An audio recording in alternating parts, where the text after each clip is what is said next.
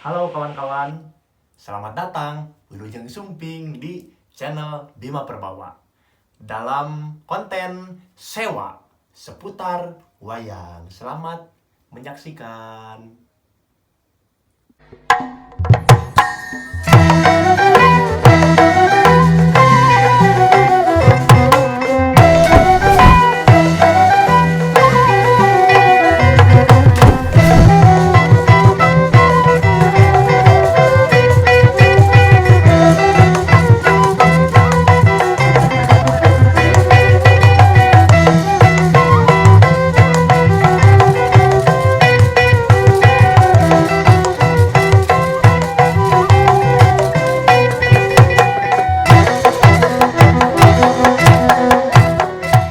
Maria, waduh, apa kabar?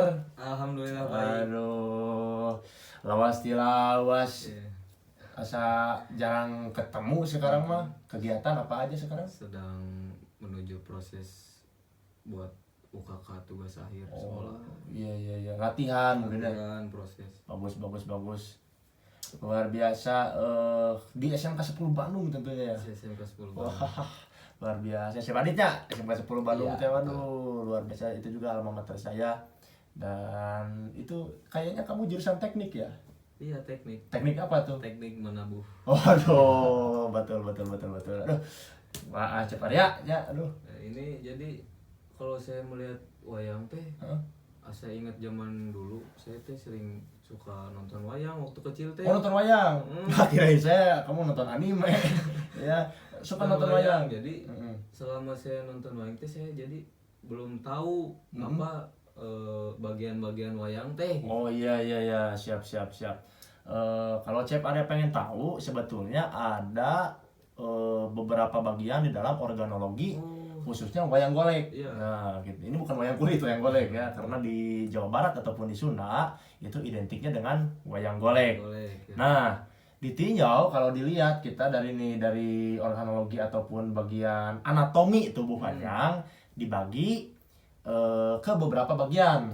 Nah, kawan-kawan, sebelum membahas tentang anatomi wayang, tentunya di dalam wayang golek itu kita harus mengenal dulu karakter dari wayang-wayang tersebut gitu. Nah, ini kebetulan yang saya pegang ini tokoh siapa dalam wayang golek? Ini yang Cep Arya pegang ini tokoh Prabu Batara Kresna. Karakternya ini adalah Satria Raton atau karakter Satria, tapi dia atau Kresna itu adalah Raton atau Raja, Ratu gitu. Jadi memakai mahkota. Nah, perlu diketahui juga Cep Arya, di dalam wayang golek itu dibagi ke beberapa karakter. Yang pertama ada secara ini klasifikasi secara umum ya, secara umum, ataupun nanti ada secara khususnya ada karakter-karakter tambahan, ada tokoh-tokoh yang baru mungkin yang diciptakan pada dalam zaman sekarang gitu. Nah, secara umum karakter tokoh wayang itu dibagi ke beberapa karakter. Yang pertama adalah karakter Ponggawa. Nah, contoh karakter Ponggawa itu seperti ini. Bentuk fisiknya kekar gitu, tegap. Ininya kalau di roman atau mukanya itu biasanya divisualkan dalam memakai kumis yang tebal gitu. Seperti ini contoh. Seperti prajurit. Pengawal prajurit. Nah gitu. Jadi menggambarkan tokoh yang notabene tokoh tersebut adalah prajurit atau tamtama ataupun mungkin kalau di tentara itu jenderal lah. Seperti tokoh ini. Iya. Namanya Gatot Kaca. Gatot Kaca. Cukup Kaca. familiar ya nama Gatot Kaca. Wah, familiar dong. Pasti semua orang tahu. Cep Adit tahu Gatot Kaca? Tahu. Pasti. Ini penonton kita ada 1.000 orang nih, Cep Adit. Diwakil oleh Cep Adit. Jadi karakter yang cukup familiar gitu di kalangan masyarakat Indonesia khususnya. Dan Gatot Kaca ini tidak hanya di wayang, di Mobile Legends pun ada Gatot Kaca itu. Nah, karakter Gatot Kaca ini adalah Ponggawa. Nah, Ponggawanya disebutnya Ponggawa Tunggul karena merujuk pada posisi ataupun posturnya yang tegap dan kepalanya ini lihatnya ke bawah gitu. Jadi ada yang tunggul, ada yang ladak, atau ladak itu kayak gini ke atas gitu, bikin dongak. Nah, nih di dalam tokoh Punggawa itu ya. Jadi banyak, contohnya ada Gatot Kaca, ada Antarja, ada kalau yang lebih besar lagi ukurannya ada Bima, Duryudana dan sebagainya. Yang pertama adalah Punggawa. Yang kedua adalah Satria. Satria. Nah, ini seperti ini. Jadi Satria itu adalah karakter yang menggambarkan tokoh wayang yang masih muda gitu. Jadi penggambaran kalau zaman sekarang disebutnya remaja lah gitu. Jadi kisaran umurnya sekitar 17 sampai 30 tahunan itu Satria. Jadi kalau kita-kita ini masih Satria gitu. Kecuali kamu Detia. Itu kalau Detia buta gitu, ini Satria. Nah, jadi golongan kesatria ataupun satria itu bisa jadi dua maksud gitu. Satria dari kata kesatria yang berarti kasta atau ada golongan kesatria. Adapun satria itu merujuk pada karakter tokoh yang masih muda gitu. Dan karakternya ini seperti apa, Kang? Ini karakternya ladak di sini. Ini satria ladak. Satria ladak itu satria kalau kata bahasa Sunda mah bisa disebut mungkin kalau tereges itu lebih jauhnya ya lebih ke tegas lah gitu. Ladak itu telunguh lah gitu musik Sunda mah gitu. Nah, kita silakan cari bahasa Indonesianya kalau lungu-lungu itu kan pendiam. Kalau ini relatif lebih energik gitu. Ini ini kalau di wayang ini tokoh Bambang Arayana. Tapi Bambang Arayana itu sebetulnya Kresna waktu muda. Kalau dari versi wayang Golek Purwa, Bambang Arayana itu Kresna muda ya. Jadi tunggul dan mahkotanya seperti ini gitu. Tapi sekarang udah ada tokoh khusus untuk Bambang Arayana ataupun Narayana. Jadi tokohnya disamakan seperti Kresna seperti ini, tapi nggak pakai mahkota, cuman rambut aja gitu. Nah, ada juga Satria Lungu. Satria Lungu itu seperti ini. Jadi nah, ini adalah tokoh Arjuna. Nih familiar nih ya kan. Familiar. Betul. Nah, Arjuna ini adalah Pandawa yang kedua. Dan ada lagi masih banyak tokoh atau karakter-karakter. Ada ini Punggawa, karakter Punggawa ini Satria Lungu, dan ini adalah Satria Ladak. Dan kalau Kresna termasuk adalah Satria Raton. Nah, cukup segitu dulu untuk penjelasan karakter dan tokoh Tadi wayang. kan sudah dijelaskan tentang karakter dan sifat-sifat wayang. Ya, Sekarang saya ingin tahu bagian-bagian dalam aksesoris wayang. anatominya dulu ya. Yang ada di wayang itu ada apa aja sih? Oke, tentunya gitu. Wayang itu kan gambaran dari manusia, tapi nggak mirip soalnya kalau di wayang golek khususnya kan nggak ada kaki gitu. Nah, secara anatomi wayang itu dibagi ke beberapa bagian. Yang pertama ada bagian kepala. Nah, ini bagian kepala. Yang kedua ada bagian badan. Nah, di dalam bagian badan ini terdiri dari beberapa unsur. Yang pertama adalah bagian tangan. Nah, ini tangan dibagi ke dua bagian ya. Jadi tangan dua potong. Nah, ini kanan dan kiri pun sama dua potong. Jadi total dijumlah jadi 4. Ya. Ini yang pertama adalah kepala. Yang kedua badan. 3, 4, 5, 6 adalah tangan. Tangan. Nah, ini ke dalamnya nih. Ini agak porno.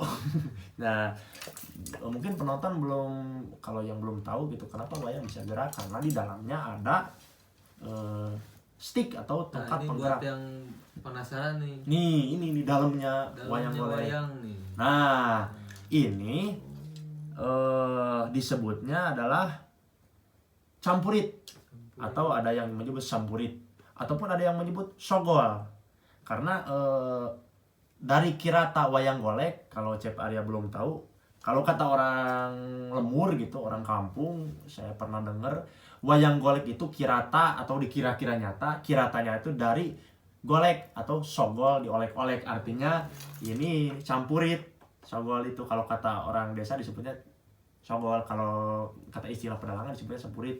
diolek-olek tuh begini, digerakin. Nah, fungsinya campurit itu adalah untuk menggerakkan bagian kepala wayang. Jadi ini adalah tongkat ataupun semacam stick yang menghubungkan antar badan wayang yang ini bolong di tengahnya nih, yang disambung di ini ke kepala wayang gitu. Jadi untuk menggerakkannya, kepala wayang itu digerakkan, dalang itu menggerakkan ini campurit. Nah, ini campurit. Jadi total ada berapa? 7 ya. 7. Jadi kepala, yang pertama, kedua badan, ini ketiga lengan, ketiga 4, 5, 6 lengan, tangan wayang. Ini ada ketujuhnya adalah campurit, dan kedelapan, kesembilannya adalah sepasang tuding. Nah, jadi wayang itu dibagi ke dalam 9 bagian.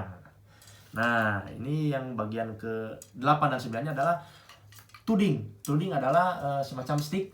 Nah, stick untuk menggerakkan tangan wayang. Jadi tangan itu bisa bergerak itu karena digerakkan pakai tuding. Gitu, yang dipegang oleh dalang tentunya. Nah, untuk materialnya tentu ini pakai kayu ya, pakai kayu wayang golek. Nggak tahu kalau wayang kulit kan pakai kulit, wayang golek pakai kayu gitu. Dan ini biasanya kalau tuding itu menggunakan material fiber gitu. Nah, kalau wayang kulit ada yang pakai tanduk gitu. Dan ini materialnya ini kalau untuk apa nih, sampurit, idealnya adalah menggunakan kayu ruyung. Nah, ya. Dan untuk material bahan untuk wayang golek digunakan yaitu kayu albasia yang ideal gitu, Cep Arya. Nah, untuk lebih spesifiknya ada beberapa bagian lagi, bagian yang mikro gitu. Yang pertama, ini kenapa nih tangan itu bisa gerak walaupun dipotong? Karena disambung dengan tali. Nah, ini tuh ada apa namanya, lubang kecil yang disambung dari ini lengan wayang ke badan wayang, ke bagian lengan ini disambung pakai tali ke dalamnya. Nih seperti ini juga pakai tali. Nah, ini disebutnya lubangnya, lubang untuk menggerakkan lubang ini. Nah, untuk menyambung tali disebutnya adalah liang pangobah. Nah, jadi liang pangobah itu adalah fungsinya untuk menyambungkan bagian tubuh wayang yang disambung dengan tali. Gitu. Nah, ini liang pangobah. Gitu. Jadi pangobah teh artinya bergerak gitu. Obah dalam bahasa Sunda artinya gerak bukan rubah. Jadi rubah itu gerak. Dan ini kepala itu disambung dengan campurit karena di dalam badan wayang ini ada lubang. Dan lubang ini disebutnya adalah liang pangreret. Pangreret itu melihat, artinya wayang bisa luak liuk gitu tuh. Bisa gular-giler gitu, luak liuk karena ada lubang, disebutnya liang pangreret, bukan liang yang lain-lain. Gitu. Cep Adit kan itu luar biasa, raja liang dia itu suka ngurak. Jadi liang apa aja dia tahu. Asal liang, dia itu rumahnya kan di Lewi Liang. Ada di Majalaya. Nah gitu, Cep Arya itu adalah bagian inti dari bagian anatomi wayang. Jadi terbagi ke dalam 9 bagian gitu, Cep Arya.